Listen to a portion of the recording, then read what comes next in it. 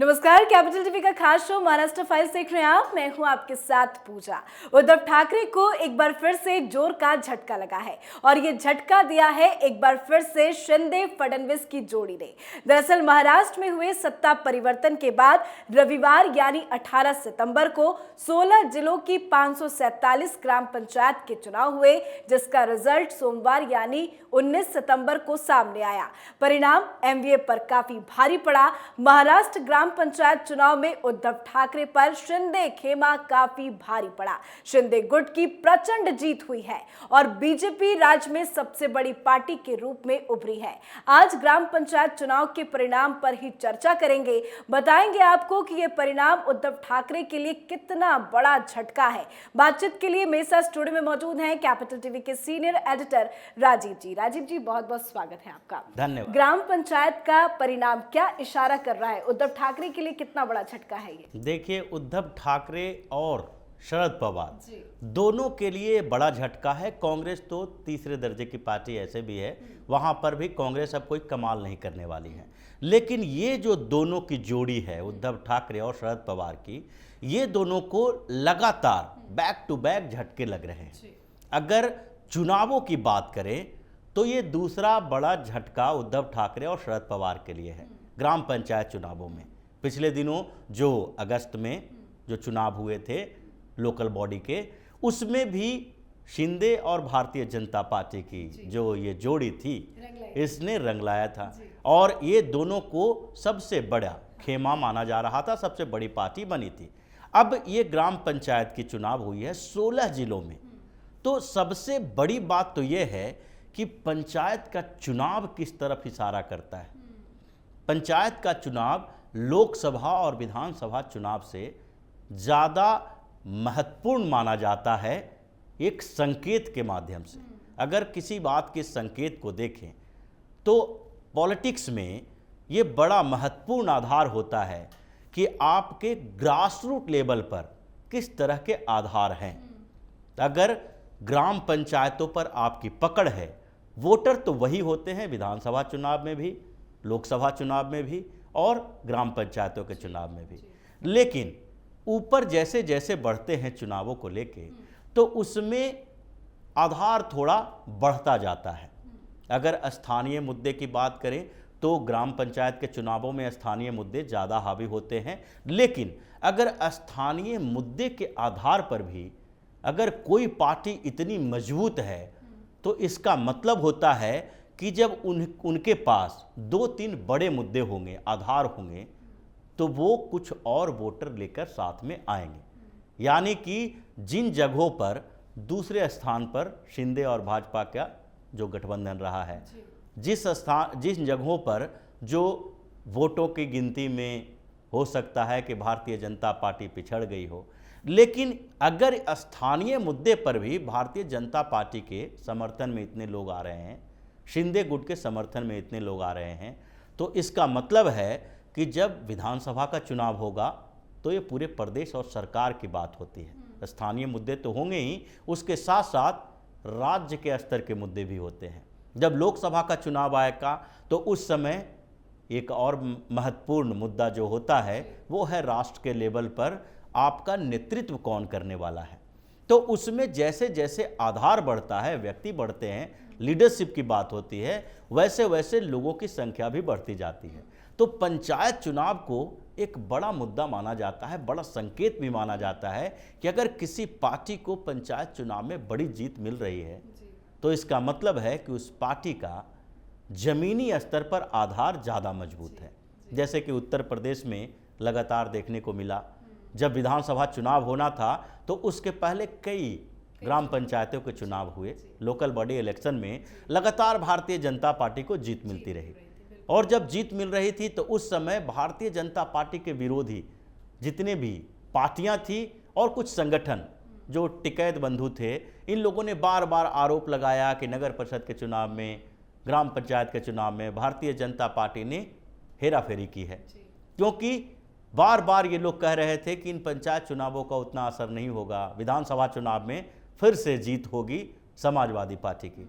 यानी कि जब चुनाव का परिणाम आया तो उस समय देखने को मिला कि पंचायत चुनाव में जो संकेत मिले थे वही संकेत यहाँ भी मिल रहे हैं। तो अब महाराष्ट्र में जो लगातार हर जगह पर नगर परिषद का चुनाव हो या फिर ग्राम पंचायत का चुनाव हो, ये सारे चुनावों में अब देखने को मिल रहा है कि उद्धव ठाकरे और एकनाथ शिंदे, ये दोनों जो शिवसेना के नेता हैं, दोनों के अलग अलग गुट हो सकते हैं, तो दोनों गुटों के बीच जो वर्चस्व की लड़ाई चल रही है, उस वर्चस्व की लड़ाई में लोगों ने लगातार सीएम शिंदे का साथ दिया है। चाहे जो भी चुनाव हुए हों, जिस तरीके से लगातार शिवसेना के नेता शिंदे के साथ जा रहे हैं, यही नहीं कि सिर्फ विधायक नहीं जा रहे हैं, कई जगह पर ग्राम पंचायत के लोग भी गए, पार्टी संगठन के लोग भी गए, जो भी जिला स्तर के नेता थे वो भी उनके साथ जा रहे हैं। तो ये उनके संगठनिक मजबूती को दिखाता है कि संगठन पर अभी भी शिंदे की पकड़ जो है वो उद्धव ठाकरे से ज़्यादा है।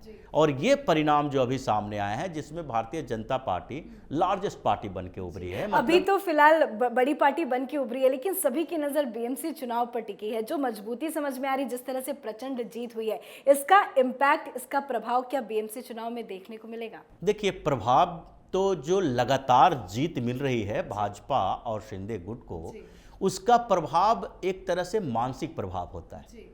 जब लोगों को ये लगता है कि आखिरकार औरंगाबाद में, लातूर में लोगों ने भारतीय जनता पार्टी को पसंद किया, 16 जिले जो महाराष्ट्र के हैं वहाँ पर ग्राम पंचायत के चुनाव में भारतीय जनता पार्टी और शिंदे को साथ दे रहे हैं लोग, तो ऐसे में मुंबई में जो चुनाव होगा, बीएमसी का चुनाव होगा, तो उसका आधार तो पहले बना हुआ है, लेकिन लोगों को ये लगने लगता है कि पूरे प्रदेश में अगर लोग भाजपा और शिंदे का साथ दे रहे हैं तो इसका मतलब है कि लोगों के बीच इनकी लोकप्रियता है, विधानसभा चुनाव में भी इनका साथ होगा।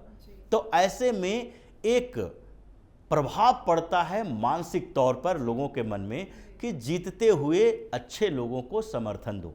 और बीएमसी चुनाव में अभी उद्धव ठाकरे की प्रतिष्ठा दांव पे लगी है और ये प्रतिष्ठा धूमिल होने वाली है, क्योंकि अभी से ही ये दिखाई पड़ रहा है। अभी दशहरा रैली को लेकर इतना ज़्यादा विवाद चल रहा है, उसमें एक तरह से उद्धव ठाकरे को पहला झटका लग चुका है। अभी जो शिंदे गुट को मिला है बांद्रा कुर्ला कॉम्प्लेक्स ग्राउंड में अनुमति, परमिशन मिल गई है। अब उद्धव ठाकरे का गुट ये मान के चल रहा है, इसमें भी बार बार कहा जा रहा है कि जो वहाँ पर एमएमआरडी मैदान में एकनाथ शिंदे गुट को परमिशन दी गई है, वो परमिशन जो दी गई है फर्स्ट कम फर्स्ट सर्व के आधार पर दी गई है। तो क्या वही आधार शिवाजी पार्क के लिए भी रहेगा? अभी शिवाजी पार्क को लेकर कोई फैसला नहीं आया है, लेकिन फिर भी इनको इस बात का दुख नहीं है कि उन्हें मिल गया, हमें नहीं मिला, क्योंकि एप्लीकेशन तो दोनों जगह दोनों ने दिया था। लेकिन वहाँ पर अगर उद्धव ठाकरे के गुट को रिजेक्ट कर दिया गया तो इसके दुख से ज़्यादा अभी ये लग रहा है कि कहीं न कहीं शिवाजी पार्क उन्हें मिल जाए। ये संभावना कम ही दिखाई पड़ रही है, क्योंकि उसके लिए अनुमति के लिए बार बार जो बीएमसी के अधिकारी हैं वो कानूनी सलाह भी ले रहे हैं, चर्चाएं भी कर रहे हैं, आधार भी तलाश रहे हैं कि क्या क्या हो सकता है। हो सकता है कि दोनों में से किसी को वहाँ न मिले, हो सकता है कि एकनाथ शिंदे का गुट भी जो वहाँ पर एप्लीकेशन दे रखा है वो वापस तो लिया नहीं है, वो भी उसके ऊपर अपना आधार बताए कि हाँ भाई हमको भी यहाँ पर चाहिए। क्योंकि जो बांद्रा कुर्ला कॉम्प्लेक्स ग्राउंड में अभी परमिशन मिली है वो शिवसेना के आधार पर नहीं मिली है। राहुल शेवाले ने जो एप्लीकेशन दी थी वो भारतीय कामगार सेना के नाम पर दी थी, यानी कि उनका आधार अलग है कि हम वहाँ पर जो रैली करेंगे वो कोई ज़रूरी नहीं है कि सीएम शिंदे ही वहाँ जाए, इनके गुट के दूसरे नेता भी जा सकते हैं। लेकिन इनको तो बार बार शिंदे कह रहे हैं कि हमें शिवाजी पार्क दिया जाना चाहिए, क्योंकि वैचारिक तौर पर शिवसेना, असली जो शिवसेना है वो शिंदे के पास ही है। बाला साहब ठाकरे की बात वो भी करते हैं और उन्हीं के संदेश को देने के लिए वहाँ जा रहे हैं। अब फर्ज करें कि उद्धव ठाकरे को शिवाजी पार्क से दशहरा रैली को संबोधित करने का मौका मिले, तो ऐसे समय में अभी जो इनका गठबंधन है, एमवीए जो अभी चल रहा है, जो बताया जा रहा है कि अगले चुनावों तक ये गठबंधन रहेगा, साथ में मिलकर चुनाव लड़ेंगे, वो शरद पवार भी होंगे, वो कांग्रेस भी होगी।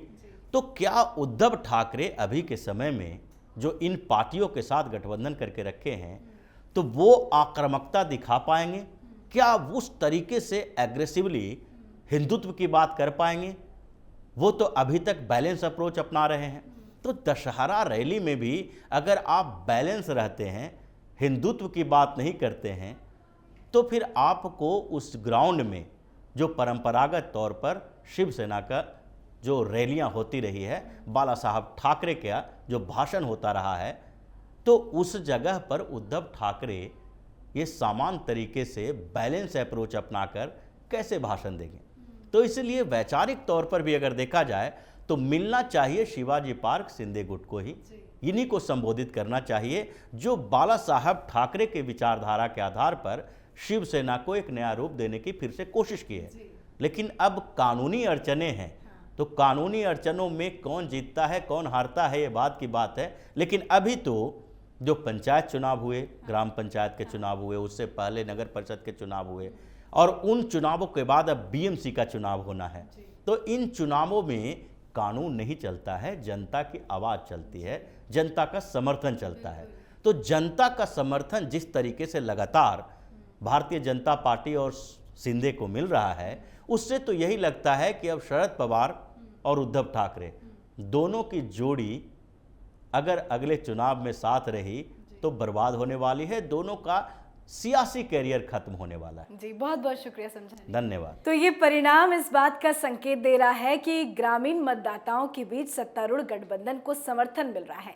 शिंदे फडणवीस की जोड़ी रंग ला रही है और महाराष्ट्र में बीजेपी सबसे बड़ी पार्टी बनकर उभर रही है। ये नतीजे बीएमसी की तरफ भी इशारा कर रहे हैं, जिससे उद्धव ठाकरे को बड़ा झटका लग सकता है।